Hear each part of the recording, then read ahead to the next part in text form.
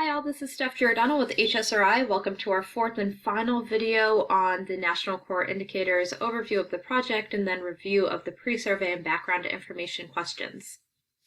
So far, we've gone through that overview of NCI, we looked at the pre-survey information, and then the first half of the background information up through residence types.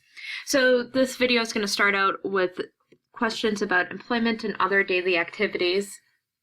As a reminder, I am walking through the survey questions in the ODESA, that's our online data entry system where all NCI data are entered. Some of you may be entering data directly into ODESA, others will be entering information on paper copies of the survey, and then the data will be entered later on into the ODESA system. All right, so delving into these questions, starting with BI 39A. Again, these are questions about employment and other daily activities. We do provide some definition about what we're looking for when we try to define community-based versus facility-based settings.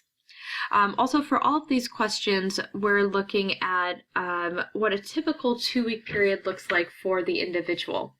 So, for instance, if the person is working in a community-based setting, but in the previous week happened to be on vacation or maybe out sick, we want you to look back a little bit further to what the most typical 2-week period looks like for the individual.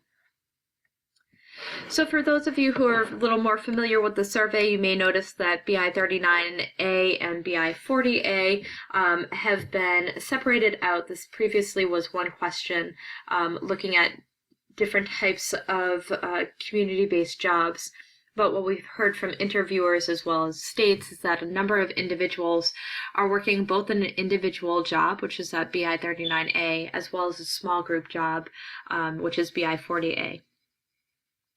So starting with BI 39A, a paid individual job in a community-based setting, this is a job that's part of the typical labor market, so individual job or competitive employment, for example.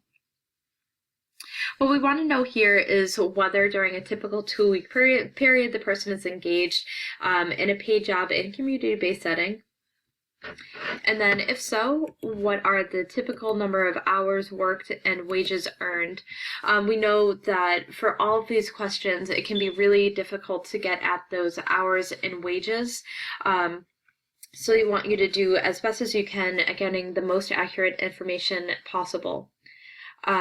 In some cases, it will not be possible to get this information, and that's okay to leave it blank. However, this is really important and useful information for states to know, and so we do ask that you make every effort to collect this information as accurately as possible. That said, it's also okay to have these hours and wages be estimates of the hours and wages from a typical 2-week period, as long as you're confident that it's a pretty close estimation of the actual hours and wages.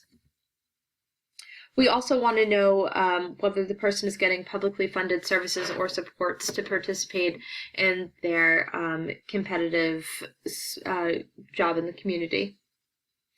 BI 40A is about a paid small group job in a community-based setting. So this is work that's done with a group of 8 or fewer people with disabilities. So it can be something like working in an enclave or work crew. Again, if the person is in a small group job in a community-based setting, you're going to try and find out as best you can those hours worked in a typical 2-week period and wages earned, and also whether they're getting any publicly funded services or supports to take part in that activity. BI 41A is unpaid activity in a community-based setting, so this can be volunteer work. It could also be something like job skills training. If this is a yes, you're just going to try and find out the number of hours they typically spend doing that unpaid activity over a 2-week period, whether they get publicly funded services or supports to participate. And also, for this question, we want to know whether the person is doing this work or this job primarily with a group of individuals with disabilities. The next couple of questions are about work done in a facility-based setting. So 42A is paid work in a facility-based setting, so something like a workshop or activity center. If the person is working in that type of setting, we want to know how many hours, and again, the total gross wages. BI 43A is an unpaid activity in a facility-based setting, so this could be something like a senior program, day habilitation, a day program that the person may attend where they're doing unpaid activities. So if the person is engaged in one of those, in that type of activity, you would want to go ahead and fill out the number of hours they typically spend over 2 weeks at that activity. As a note, for all of these questions, BI 39A through BI 43A, you can have several yes responses here. So the person may be doing a paid job in the community and also be a part of an unpaid activity in a facility-based setting. So it may take a little bit of delving into some of the person's typical work weeks. BI 44 is whether the person has community employment as a goal in their service plan. This is a really, really important one, especially for the high proportion of people who are not working and number of people who say they want to have a job in the community. It's really important for states to understand whether they're getting through that kind of first step of having employment as a goal in a service plan, which we know can help increase employment. BI 44 is whether the person is enrolled in school. Just a note here, we do not have a not applicable or no response, so if the person is not going to school, you can go ahead and just leave this blank.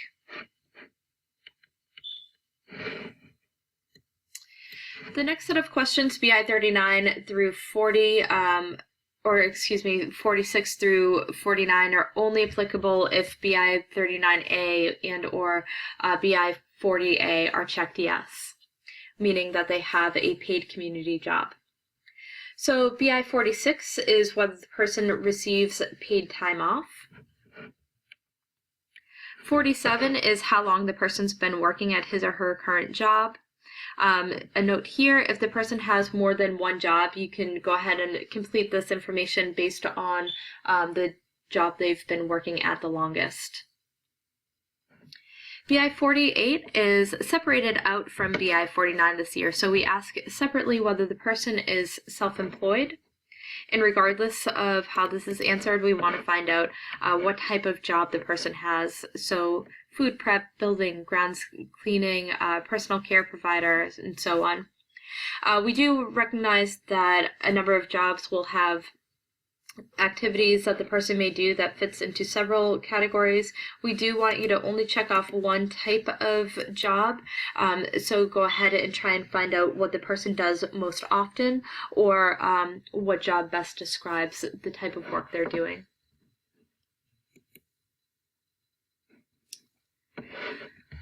We then have questions about services and supports the individual may receive from the state or county agency.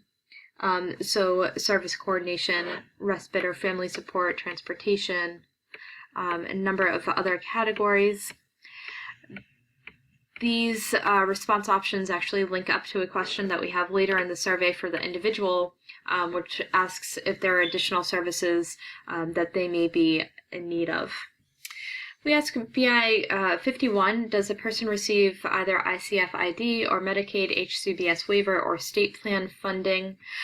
For a number of states, only one or two of these may be applicable, so it may be something to check with the coordinator about, especially because this is information that can be sometimes tough to find out, and oftentimes individuals and families are not sure which category of funding they may be receiving. BI 52 is whether the person receives Medicare. Question 53 is slightly different from previous years. This is about self-direction, but we're asking whether the person uses a self-directed supports option for any type of services within their service package. So this is not just a self-direction waiver, but again, if the person does any self-directing for any of their services. If this is a yes, then we want to try and find out who employs the person's support workers.